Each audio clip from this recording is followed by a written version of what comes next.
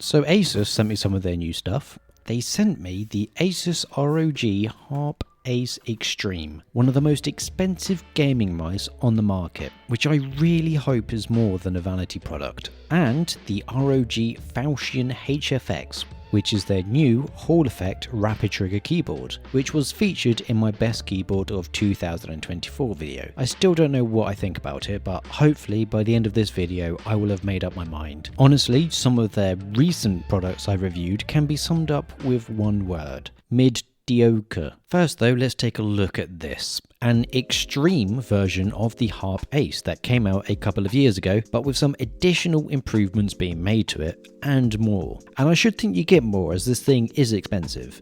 Not only do you get a mouse, but you also get a carry case, which is great if you have somewhere to carry the mouse to.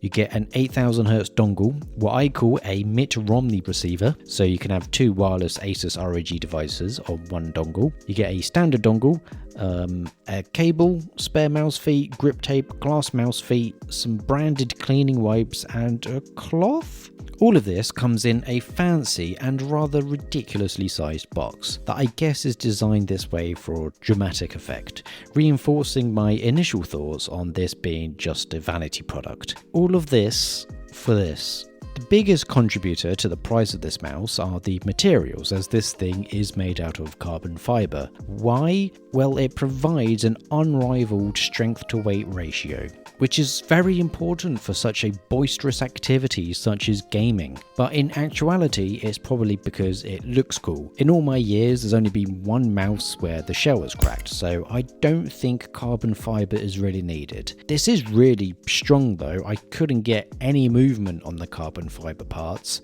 but the plastic that goes from underneath the mouse and up to the sides does move around.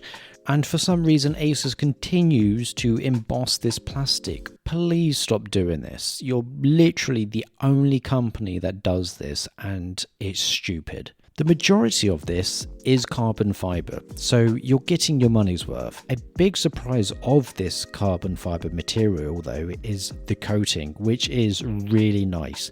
They don't go into detail on what type of finish is applied, if any, but this feels really smooth and very comfortable. So it's looking good for the carbon fiber mouse. However, the main buttons on my version are a bit loose, so there's a bit of rattle, and you can hear and feel this when lifting your fingers off a mouse button, which can be rather annoying and distracting, and it's not great for a mouse of this price. In terms of other new stuff, this mouse has over the standard Harp Ace. It has optical switches, an improved sensor with 8000Hz polling, and the carbon fiber weight brings it down to around 47 grams. The shape is the same as the original, so if you want more information on the shape, watch that review. The shape stuff is near the start anyway. Before I go through my opinion, there's another product that we've got to look at.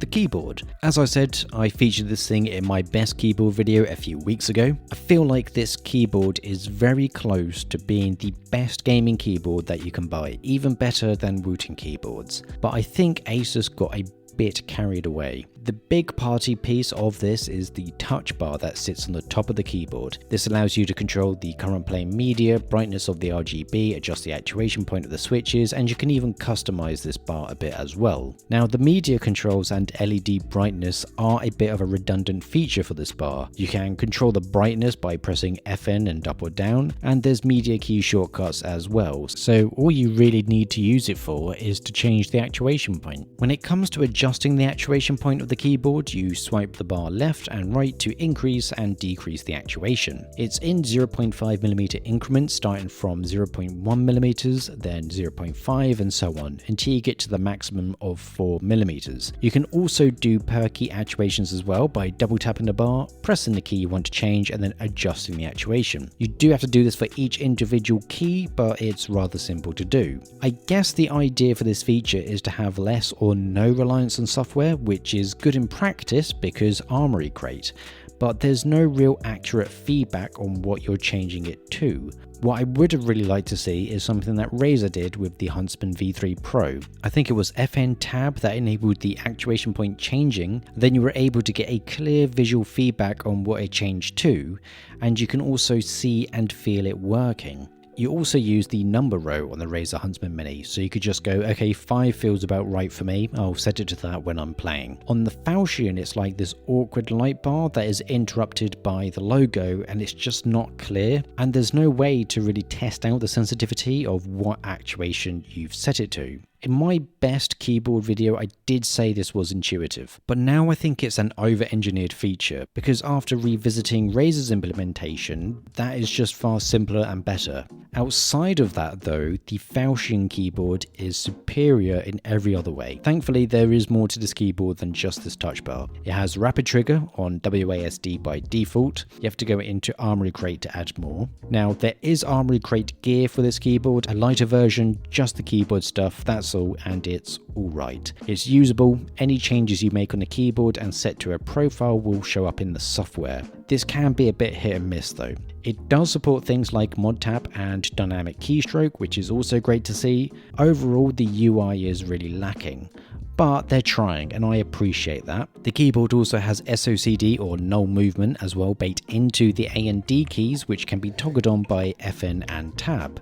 Rapid trigger is controlled by a little switch, which has no need to feel this satisfying, but it does. I find myself just playing with it sometimes. You also have 2 USB connections, so you can change which port is being used depending on where you want the cable to run, or if you have a 2 PC setup. There's adjustable feet on the underside of the keyboard as well. Oh, and you also get a keyboard cover, which can be used as a tray for your keyboard to sit in. There's also a key that will bring up Microsoft's Copilot AI thing. This can be disabled, don't worry. But the real highlight of this keyboard are the physical components. A quick sound check. I think this is one of the better sounding and feeling stock Hall Effect keyboards I've tried.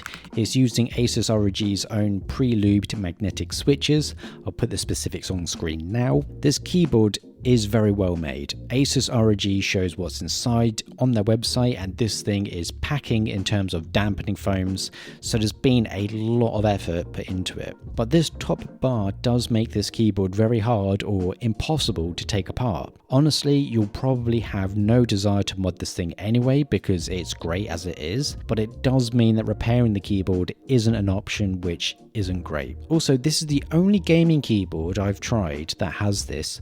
The W key has a little bump on it and it's really distracting when I'm playing and I hate it. And that rounds up the features, but now we've taken a look at both of these products in detail, what do I think of them? For the Harp Ace Extreme, I'm impressed with the carbon fiberness of it. The coating feels amazing, some of the best I've felt and far better than the standard ASUS ROG mice, which are using that old Razer-esque coarse texture. The structure of this mouse is really strong. Obviously, I do have an issue with the loose main buttons, which isn't great, especially for a mouse that costs around $250. Now, I was given this for free by ASUS ROG, which I am thankful for, but you have to be crazy to buy this or have so much money that purchases like this are just trivial.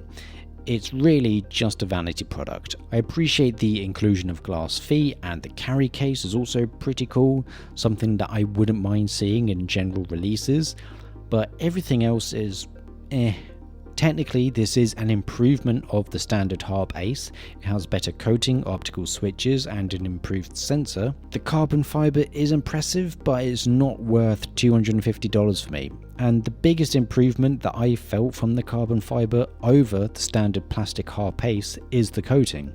The added strength is alright, I guess, but gaming mice don't really need to be this strong, and you could get a 47 gram weight with plastic. Overall, if you have enough money where spending $250 isn't a big deal and you wish to feel superior over poor people, then buy it. You should feel satisfied. If you aren't that type of person, do not buy this mouse. Put the money in a savings account instead. Now, the keyboard is another story. If the objective for this keyboard was to make something that would be independent of software as much as possible, I would say it has both succeeded and failed. As I said earlier, it's mainly down to how they get across the information on what the actuation point is set to and how it affects the switch directly. At first, I thought the touch bar was a great way of doing this, but after using the keyboard for a bit longer, I haven't needed to use it. I think the last thing I did with it was set it so it would type out your mum is fat when I swiped right. So to me, it ended up being a bit of a gimmick, and I felt like having an implementation similar to what Razer did with the Huntsman Mini and just using a number row is far superior, and it's sacrificed repairability for it, and I don't think it's worth that. This touch bar is one part of this though. Everything else is amazing. For $200, you're getting one of the most feature-complete Hall Effect gaming keyboards I've tried, and despite its mostly plastic build, it's one of the highest quality stock Hall Effect keyboards I've tried. So I'd highly recommend getting this keyboard. ASUS ROG are moving in the right direction to the point where I'm rather excited to see what they bring out in the future. They do make some really dumb decisions, and it mainly seems to be motivated by wanting to stand out too much by having wacky unique selling points. Like, just chill out a bit. And also, if you want to check out some great mouse pads, there's a video on screen now for you.